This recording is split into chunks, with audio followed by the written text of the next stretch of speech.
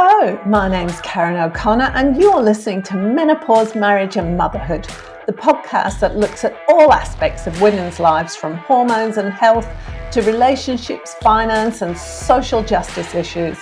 You can connect with me on social media at kareno.mmm.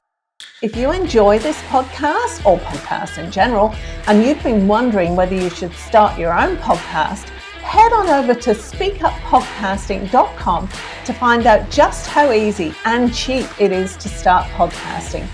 Now let's get right into it. Hello and welcome. I'm here today with Bridget Jackson. Welcome. Thank you very much, Karen, for having me on. I'm really thrilled to be here today.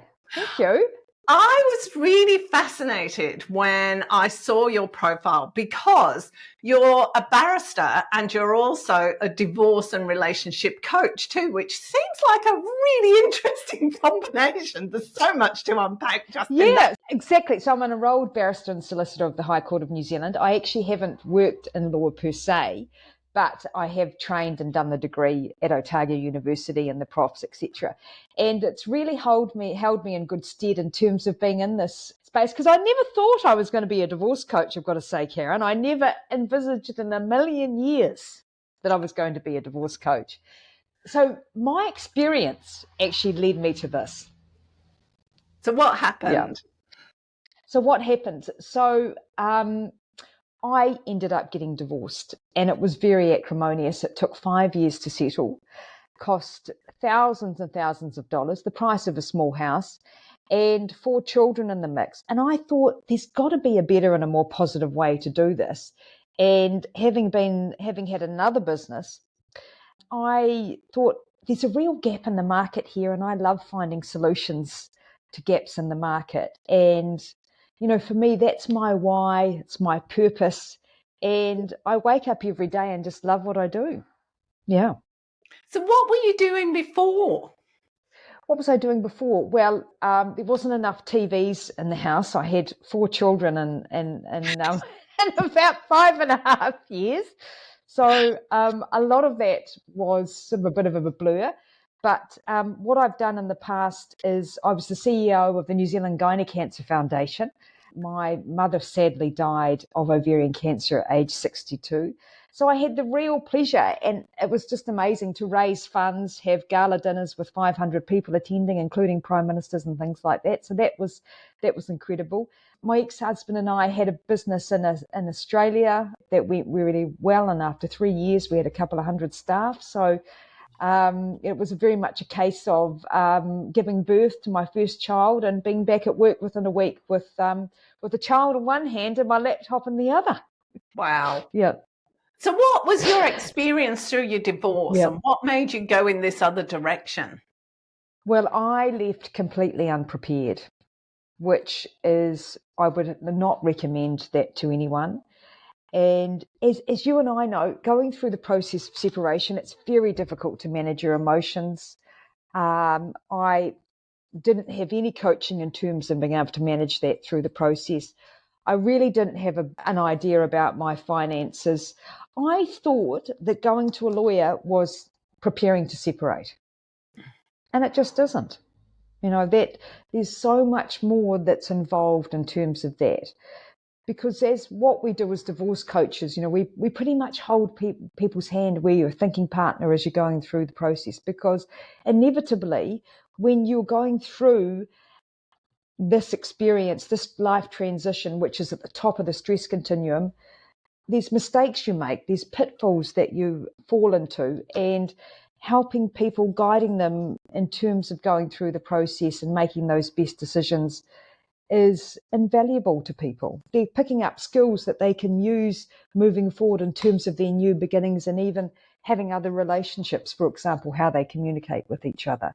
So, you know, our focus is on the 5 pillars of separation, as we call it, and that's legal, parenting, financial, well-being, and career. But coming back to my experience with separation, you know, I did something that I highly regret, and that was disparaging my ex to my children. And going through this process, you know, you realize that if you don't enter into this process the way you want to finish it, and that is being amicable, divorcing well, separating with dignity, the children are that they are the ones who are impacted the most going through the process. So there's many, many things that I'd wish I'd done differently. And that also included actually having a script and sitting down with my ex-partner and saying to him in a amicable way in terms of separating and what that looked like moving forward. So I could write a book. I probably should write a book. Probably should write a book. Absolutely. That's right. Yeah, that's right. Yeah. It is so difficult, isn't it? Because I know from my own experience, I've got 4 kids too, I've got to say, but I spread them out a little bit, and mine are older, and so that experience for me of having to be organised. If you've got 4 kids at private school, you need to get organised because you've got to get them all out the house every morning with their sports kit, their school stuff, their lunches, their musical instruments, whatever they've got with them. You need to be organised. So the first thing I did was I made a list. Absolutely. I did my list, and I went through everything in our lives, and I went, this and this is what needs to happen. I'll do blah and you'll do this. And I gave it to him. My husband's not a list person. I just went, that was my list to him. I went to give him a list because that was what I did. But for me, it made it really clear. It muddied the waters massively for him because now he does things. But for me, it's really clear. And I went, right. Everything from the bill, the Telstra, the phone bill. Okay, you need to go and take these actions, and I'm going in today and taking these actions. And that kind of made it simple, and it laid out a process, but it's not something that I don't think a lot of people would consider doing, making a list. No. So you led the process in terms of that. You were the initiator, were you as well, of your separation? Yeah. There was an action. There was an event that happened, and it was my response to that event. Yes, that kind of, that's all I want to say at this point in time in public. But yeah, absolutely. Yes. There was something happened, and I went, and that. And then it's been interesting at various times because while I've always been the organizer in the house, in the relationship, with the finances, everything, but it's been interesting how he, and I think this is important to talk about too, he at some points went, oh, I'm taking control in this. This is what I need to do. Because I think he feels that he also has to have a say in this, whereas if I do all the organising, it's all me. Yeah. Well, that's right. And I think women tend to be like that, don't they? They are generally the ones who organise and project manage life and multitask and all the rest of it. But the thing is, it really is focusing on shared and common interests. And, if you're able to turn it around and bring your partner into the process, these are my thoughts that I've written down in relation to a parenting plan or the finances. I would really love your input. And so bring them on board and take them with you. That's always not possible, obviously, because if someone feels like if they haven't been the initiator and they've been blindsided by the separation, there are those different stages of grief. You have run the running race, past the finish line, you've accepted the separation, obviously, and he or she is still at the start line.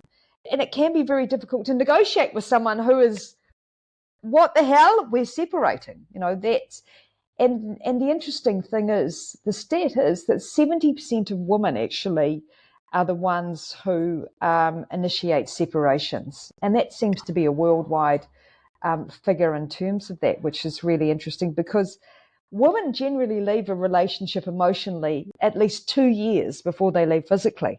And men, it seems to me from working at the coalface, being in the trenches, that men, they seem to be not happy, but will just stay in these less than adequate relationships.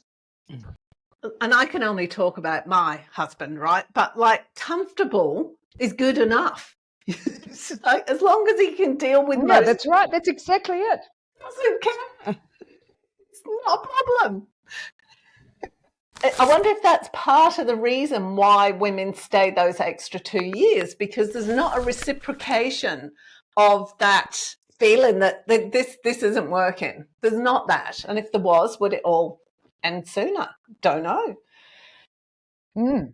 Well, that comes back to the wife walk away syndrome that's been coined by a TED speaker called Michelle Weiner Davis, and which maintains and backs up that 2/3 of divorces are initiated by women, and that's when women feel like they've had to fully take on that role of emotional caretaker in the relationship, or mothering, as it's been called, and so women generally really make their relationship a priority, insisting on quality time together, date nights, meaningful conversation, and shared interests, and shared activities. And this is, seen by men as nagging, and they unanswered pleas for sharing the load and equally contributing to the relationships. And men take a stance generally in terms of, if she nags me less and asks nicely, I will do what she says she wants me to do. And maintaining that they're not mind readers and they haven't got ESP. So yeah, that's the difference there, which really misses the point in terms of what women are saying. I see it and hear it time and time again. I've been basically, wiping his bottom and doing everything in the house while he works, and I'm bringing up 3 children, and I'm really not very happy in this relationship anymore. So they pack up their bags and off they go, emotionally and physically, and the guy's wondering why there's no furniture left in the house except a bed and a chair. It's really interesting, isn't it? Because I'm having exactly that experience, Oh, well, I left, you threw me out, and I left with just a suitcase. All the furniture. It's like, dude, it's just fascinating. And the thing that I struggle with talking and moving, like expanding on what you were just saying, is my constant refrain was, you don't take responsibility. You don't take responsibility. And that dismissal and the denial and I don't know what you're talking about, just stop having a moment kind of thing is so debilitating. And I find, looking back on what my life was like back then, I'm like, oh my goodness, it's that frog in a boiling water thing. You put a frog in a pan of water and you don't realize. It's like, oh my God. No, because you're trying to fit into this little box, because you need to, you lose your identity and you lose your purpose for life because you're trying to be somebody else, which builds up with resentment. And then one day, like me, I just went, that's it, I'm done, and I hadn't prepared to separate. I hadn't prepared to have the conversation. And oh my God, the feelings of failure. And then I'm like, oh my God, because 75% of the women I see in my business have no idea about their finances. It's huge. Even just the financial aspect of that, particularly if you haven't been working for 15 years, what is that going to look like for you now moving forward? How are you going to financially be able to move forward as a single person? And predominantly, 5 out of 6 women are left with the children and the finances. The stat that generally happens is that women are financially worse off after separation, because if they've been the caregiver, they've sacrificed their career, obviously, to do that. So they are generally way behind in terms of the other partner and their earning capacity for a start. There's so many positives for doing it the right way. There really is. So So what is many. the right way? Talk to me about that. Well, it's, if it's a mutual separation, it's actually deciding that you want to work with each other amicably moving forward, because, well, whether you're the initiator or not, or mutual, whatever, I say to clients, I want you to think about when Johnny's 25 years old and telling other people what your separation was like. How do you want that to look like? And also having no regrets in terms of going through the process. In 6 months, in 2 years, in 5 years' time, what do you want to be thinking to yourself? What are you, in reflecting on what my experience, was like as I went through it and how I behaved? I think that is a really big thing that people need to think about. People also need to turn it around and think about being in the other person's shoes. What is that going to look like for them? And also realizing that you can only control your behaviors and your actions and change them. You can't control anyone else's actions and behaviors. And so having the likes of divorce coaches, someone by your side to actually be that sounding board when, for example, you say, I'm having care of the children 100% and I don't care, and that's it, end of story. Let's walk down the path of what that looks like, shall we? What are your thoughts? Do you think your children need a mum and dad in their life, or a mum and mum, or dad and dad? Let's talk about that. So really unpacking all of this stuff. And, a lot of the trauma that people have, a lot of the issues that people have do stem from their childhood, so it's actually, this is an opportunity for you to have a new beginning and a new you and a new life, and sort all this shit out that's in your backyard, so then you can move forward. It is interesting though, isn't it? Because we've both done a lot of personal development work over the years, and that's come in so useful this past 12 months. But it's also, I've been aware, like by the end of January, we decided to separate at the beginning of December. By the end of January, I was like, I am so fed up of being the adult in this relationship. There is only me that's managing myself, and I'm just sick of it. Yeah. This just all resonates with you, doesn't it? It really does. Yeah. Oh, it does. And it's fascinating. I was fortunate enough to recognize that the one thing I needed was support. I needed people to offload to, and I needed people who were going to hold me to account when I wasn't behaving in a way that was going to get me the outcome. You needed me then, hey? Oh, you yes. needed me. I did. But I was really fortunate because I've been doing the podcast, there were a few professional people that I could get in touch with. So one of the first things I did was get in touch with a former guest on my podcast. She'd come on my podcast about 18 months prior to that, who was a divorce lawyer and coach. So I just made an appointment to see her. And that was really great because she listened to everything. She said, right, this is what the separation should look like. This is what the split should look like. So I was really clear from the beginning of January exactly what it needed to look like. And that left no room for, it gave me a clear path. Let me put it that way. There was a clear path, and that made so much difference. And that's what you need. Yeah. Yes. Yeah. Yeah, that's exactly what we do. We do the roadmap. This is the plan. What are the outcomes that you want? How are we going to get there? When are you going to get there? And who else do we need to bring into your team to help you through that process? And we review that every time we meet with our clients. And that is gold. That is absolutely gold. And one thing that people do need to bear in mind, family and friends can be absolutely wonderful in terms of support. But on the other hand, the witch's coven, go and get him or her and take them for everything they've got, comes with, stop signs there, because it can be really detrimental advice that they give you. One lawyer that has been good for Cheryl down the road, 2 streets down, potentially is not going to be the right lawyer for you. For example, you need someone who's got the right style and approach and is aligned with your values and the outcome that you want. It was interesting because my husband went to talk to a solicitor after I'd spoken to mine, and because she said to me, make sure he goes and gets legal advice.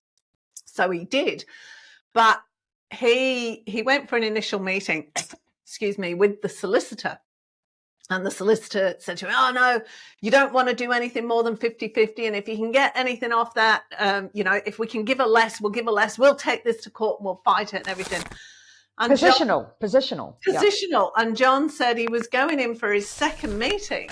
And he said, I'm sitting there thinking, why am I doing this? All I'm doing is taking money away from my daughter, because I've only got one child who's still at home. He said, I'd rather give that money that I'm going to be paying the solicitor to fight this he said, I'd rather give it to my daughter, because the solicitor had said, because like a lot of women, I'd stayed at home and brought up the 4 kids. So I haven't been in the workforce for nearly 30 years. So she said, this would be the split that the court is likely to give you based on everything you've told me, what work he's done, what work you've done inside and outside the home. This would be the split. And I told him that. And that was how we've ended up doing it. We just split everything, including all the business debt. Yeah. Went in that same split. Congratulations to John for having the insight, because unfortunately there are some cases where amicable couples go and see the lawyers and it becomes acrimonious, in terms of that, because lawyers are there for a reason. They are to obviously educate you on the legal ramifications of separation, but they are positional. And in some cases, I'm not saying all, because lawyers are fantastic. Look, I'm a trained one myself, done the qualification, that they can end up fueling the conflict. So what we do within our business is we do facilitated conversations, draw up MOUs because we work with a lot of amicable couples, which is really encouraging. And then they share that with the respective lawyers, and it saves them so much money and so much time. We also do pre-mediation, pre-facilitated conversation, preparation coaching. And that also includes helping them manage their emotions through the process. What triggers you about John, for example, and is working through all of that. And it's vitally important that people are prepared going into this process as well as they can be, to avoid the regrets that they have when they're lying on their deathbed at 85 going, shit, I regret the way I went through this. It's interesting that what you say about triggers there. I think that's the most important thing, because my experience is what irritated me when we were in a relationship absolutely infuriates me now. My reaction is shocking, and I have to just go, I just need to take a step back and just leave it for a few days, and then I'll come back to this. I just do, because I'm good. not. Yes, absolutely. It's a reaction, not a response. Yes, and does that communication actually require a response? Yeah, and you learn so much. You learn so much about yourself. You really do. And, you want to avoid getting into a relationship with someone who's similar to your ex, obviously, for obvious reasons. And all of this work that we do with clients ensures that you make better decisions moving forward across all of those aspects of life, It's really interesting, because I don't think most people, we're not necessarily aware of what it is that triggers us, are we? And what doesn't work in the relationship for us. No, absolutely. And there's light bulb moments too, when particularly women, but there's also men too. I work with both, probably 60% women, 65% women, the remainder men. And it's all my fault in this relationship, for example, and I feel hopeless and worthless and I'm not good enough. And then we talk in sort of general about high conflict personalities, and then light bulb moment comes, wow, okay. So I understand now, why our relationship hasn't worked. So it's really moving forward, particularly in light of if you've got children, is are we going to be co-parenting or parallel parenting, and how can we actually show up at the marriages of our children if they haven't been put off getting married, and other events, actually showing our children that we can have a really effective co-parenting relationship moving forward, which in turn, gives children stability, and obviously lessens the toll on them in terms of going through this. And there's been fair settlements. You're able to find yourself again. There are really positives of separation. There are positives. It's not all negative. It really isn't. Children are able to be empathetic, independent, self-sufficient going through the process. People's relationships with each other improve, which, as I said, you can use those skills in terms of other relationships in business and personal, etc. So many, because the rates in New Zealand, for example, are getting up to about 60% of people separating.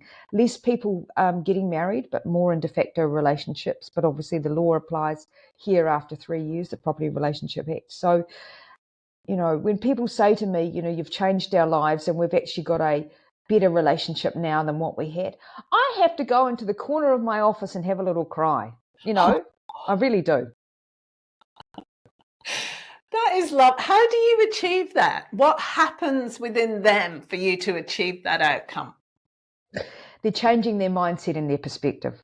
When you talk about having walked in their shoes and walking down those different paths of what is that looking like if you're going to be communicating with him or her in this way, if you're going to be attacking them and saying, I, for example, developing a script in terms of telling your partner you want to separate if you're the initiator. I don't like you because you had an affair or you never packed the dishwasher properly, whatever. It's more along the lines of neutral statements. We are not aligned anymore, rather than being on the attacking approach. So it's being assertive rather than passive or passive aggressive or aggressive, and it's actually role playing with couples or individuals, taking them through that, how they can communicate differently moving forward in a very positive way. Because people, you were mentioning it, clients have to be accountable to us. We show up and we add value. We believe we add huge value in terms of this industry and what we do. So you need to be committed as a client and show up and be willing to make those changes positively that you need to make to improve your life across all aspects from a holistic from a whole point of view moving forward. Because as you and I know, your mental health and your well-being gets battered massively. I liken separation to being dragged through hot coals backwards, blindsided or blindfolded. Yeah. With no shoes on. With no shoes on. No. It's interesting. How do you, that was where I was going to go with it. How do, my children are all older. 3 of them have left home. The youngest one, she's 19. How old are they? The eldest is 29. Right. The youngest is 20 in a week or so. So mine are a lot older, and so they're dealing with it from an adult perspective. But it's been interesting to notice the different ways they've dealt with it. Some have dealt with it.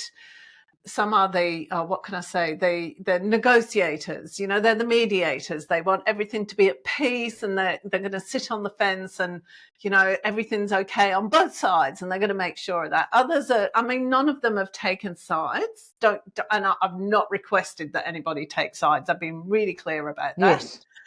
But still dealing with wonderful. upset can be challenging. It's like, but why? We don't understand. Oh, look, it's absolutely. And adult children, people separating with adult children, it can be very difficult for adult children. It really can. It's difficult for children at any age, but particularly because a lot of people stay in these relationships and then decide to leave once the children leave, So in terms of dealing with that, that's why we do the coaching around working, if we can, with both people rather than just the individual. If not, the individual can proceed, have a chat, if that's possible, with the other partner around the kitchen table about how to go through this process, because there's research being done in terms of divorce disclosure that children, whatever age, want both of their parents to be at that discussion, at that conversation. And it's about both parties actually sitting down and developing a script together and what that looks like. And also, children react, and young adults, teenagers react in different ways, as you've talked about, different personalities, different attachments in terms of parents, etc.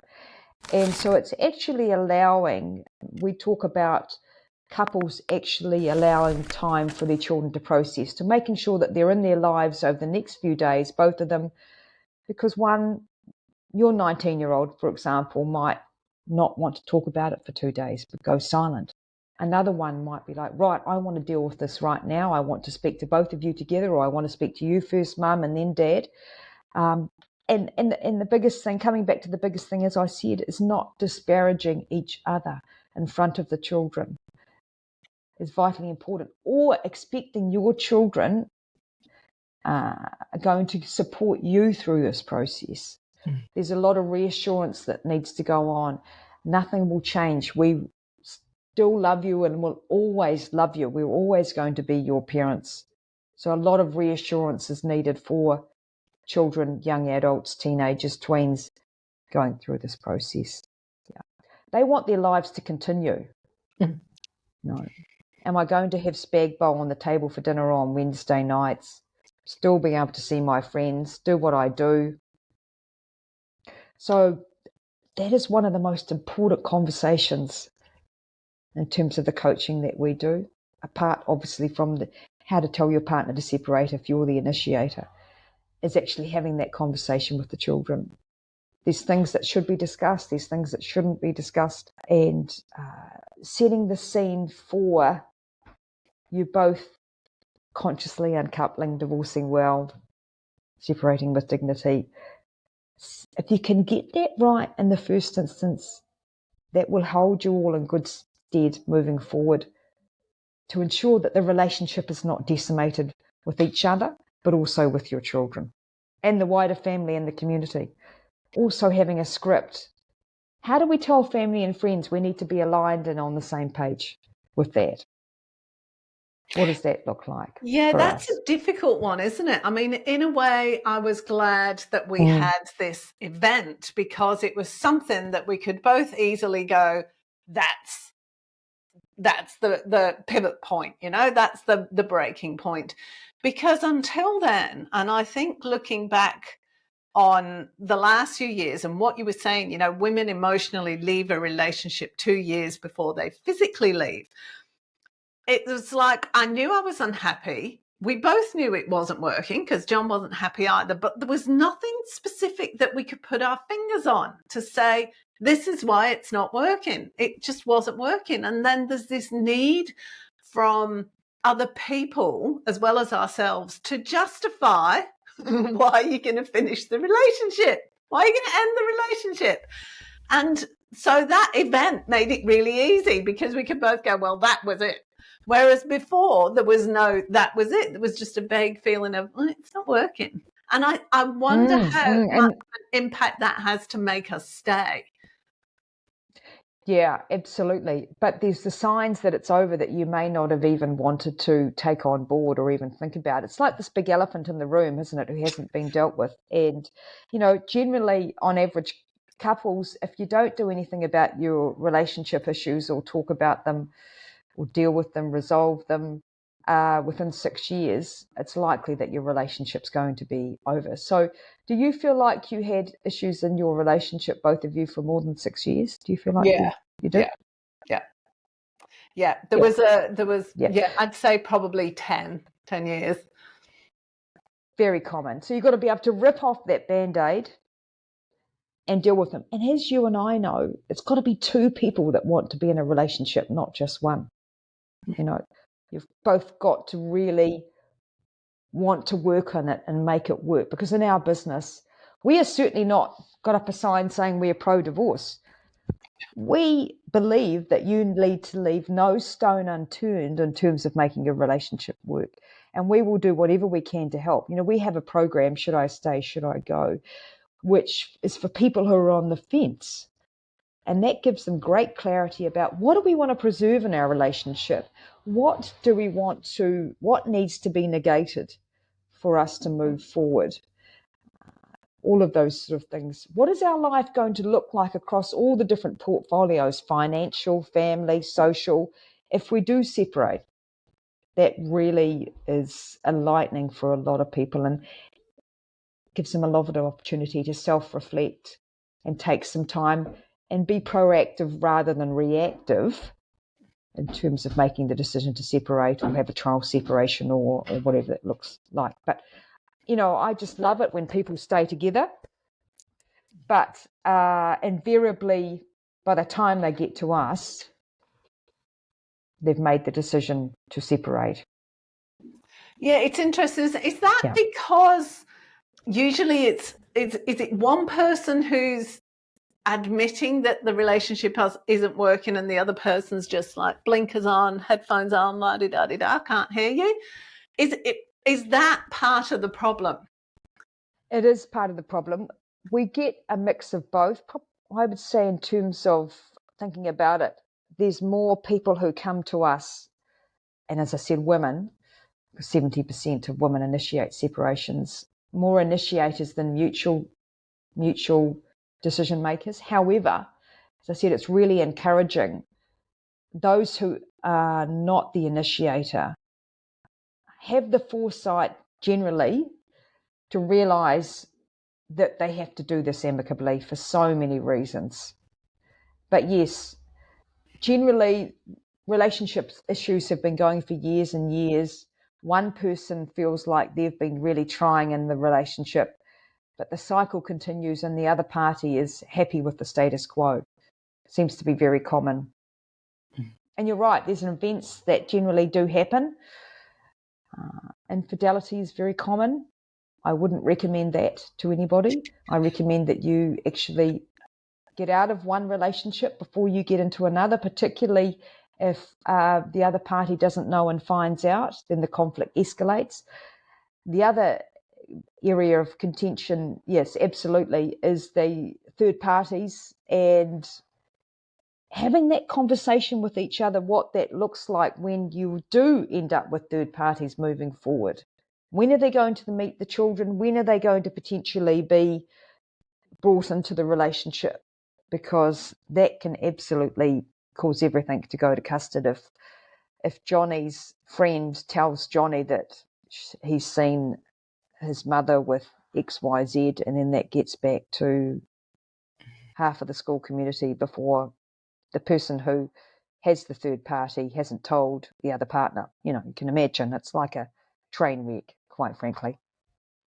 Yeah, it's a hard one, isn't it? I hadn't even thought of that. Like when the kids are younger, it's difficult, but even when they're older, that kind of thing would just be like being knocked by a train. It is far out. Absolutely. And if you're not able to be on the same page, that starts to bring playing off the children as pawns against each other and alienation and children not talking to parents for months and years and all of that stuff that you don't want to, no one's got time for that in their lives. People have got to have the insight and the support to be able to get through this. This is a mountain that no one wants to climb, but there's a way of doing it well and there's a way of not doing it well. So tell me what not doing it well looks like, and then we'll go on to doing it well. Well, first of all, let's just think up a scenario, shall we? So whilst you're still in a relationship, having a relationship with somebody else, and then the other party finding out from somebody else, for example, not knowing what you own and owe, having no visibility or transparency over your finances, for example. I say also to people to always keep your hand in some sort of work, particularly women, even if it's just charity work or being on the PTA, Parents and Friends Association, making sure that you always have a hand in work. Because I think that too many people think, particularly women, now I'm married or in a de facto relationship, my life is guaranteed. I'm thinking about my 60th wedding anniversary and what the cake's going to look like, and she'll be right. She'll absolutely be right. Another mistake that people make is actually putting the decision making into other people's hands, like their lawyers or other people. At the end of the day, this is your life. This is your stuff, your choices that you need to make. Entering into another relationship and thinking that, okay, I don't need anything from my previous relationship. She or he can have everything, that's fine. I'll be getting all of that from my new relationship. Wow. Okay. Expecting certainty and guarantees. People say to me, how long is this going to take for me? And I say, well, look, if I had a crystal ball, I'll be a trillionaire. I'd be able to tell you how much this is going to cost and how long is this going to take. Because it all comes down to you being able to manage your emotions through this process and actually being able to look at the other person and think of, as I said, about being in their shoes and what it's going to look like for them. They're fearful as well. They are fearful they're not going to have any access to their children, for example. They're fearful about how they're going to manage financially through this process. They're feeling failure. That word failure, everyone feels like they've failed when they go through a separation or divorce. Even the word divorce sounds negative, doesn't it? Mm. There's so many mistakes that you can make through this process. It's unlimited, unfortunately. But it's actually being able to take stock, get your support team around you and utilising them in a positive way so you're able to live with yourself in the future and your children are going to be able to say, Mum and Dad did such a fantastic job of separating. We're really proud of them. It's easier said than done. Easier said than done. But realising that we are human and we make mistakes, but you've got a blank canvas there for the future. And what do you want that to look like? What's your storyboard? What's going to be on there? And it's also coming back to loving the person you are. And that is about your health and well-being.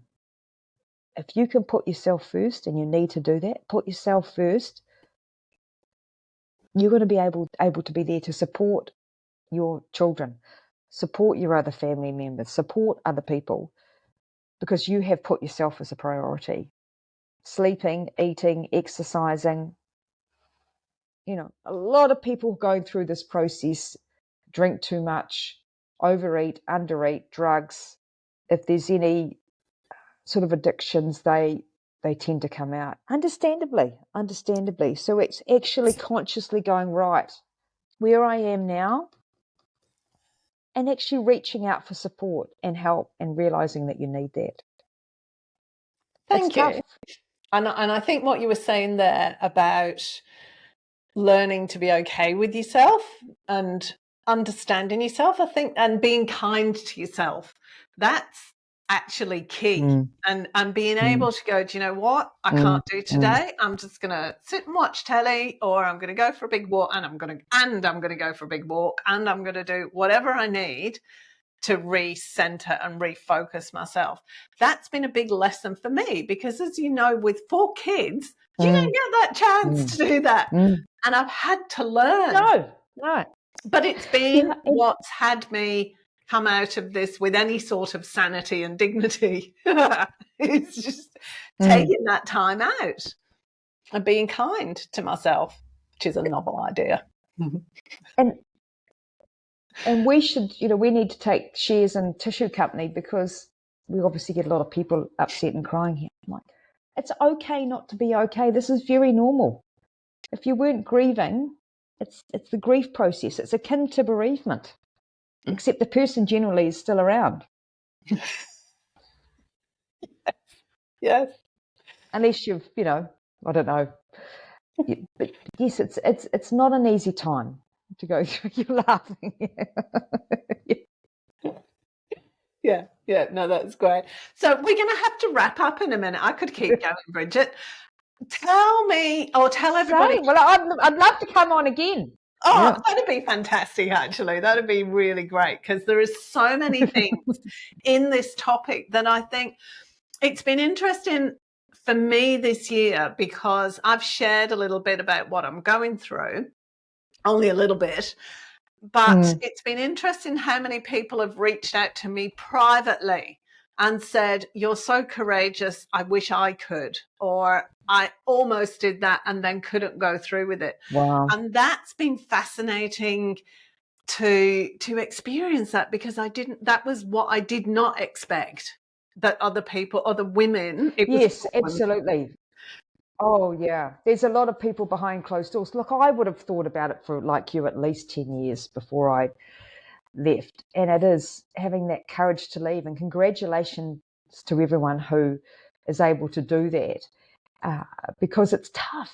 But I mean, I'm happy to speak to anyone who, wants to have a conversation about that, because you do need that support beside you, because you feel very alone going through this. There's a lot of sadness, there's a lot of regret, there's a lot of that, as I said, failure and feeling like you're splitting up the family, or being told that you've split up the family. Family members who think that you should just stay with them anyway. All of those different beliefs and different cultures, all of that come into play. It's one of the toughest things that you can go through, and you can't do it all by yourself. You really can't. So get the support you need, people. You won't regret it at all. Thank you. How can people get in touch with you? So my website is equalexes, EQUALEXES.com. They can, there's contact details on there. You can give me a call on my mobile. You can email me. You can send through a 15-minute call, book in for a 15-minute call, send through a message on chatbots. I'm on Facebook, obviously, and Instagram, LinkedIn. I'd love to chat to anyone who's thinking about it, or in the middle of it, or at the end of it, and needs to transform themselves, to find themselves, the new you. Me and my team would be more than happy to chat to anyone who needs that support. Part of what we do also is, obviously, we're available anytime if people work with us, to ring up and have a bit of a cry, or I've got this question, or text us or email us. That's just, you need that ongoing support to get you through it. Absolutely. Thank you. It takes on average about 3 years, to get through separation. Thank you very much. Yeah. All those details, by the way, will be on the website that goes with the podcast. So if you didn't pick that up then, it'll be on there. But thank you so much. It's been so much fun. So full of information. Really appreciate it. Oh, thank you, Karen. I've loved every minute. It's been great. Loved it. All right. We will talk to you again soon. Thanks, Bridget. Thanks. Bye now. Bye, everyone. If you enjoyed this episode, be sure to subscribe and rate and review this podcast, and share it with your friends. And don't forget, if you've been thinking how great it would be to have your own podcast so that you can interview guests and speak to people about the topics that you're interested in personally, head on over to speakuppodcasting.com to find out just how easy and cheap it is for you to start podcasting. There's a download on how to start a podcast for free waiting there for you. Thank you so much for listening. I'll see you next time.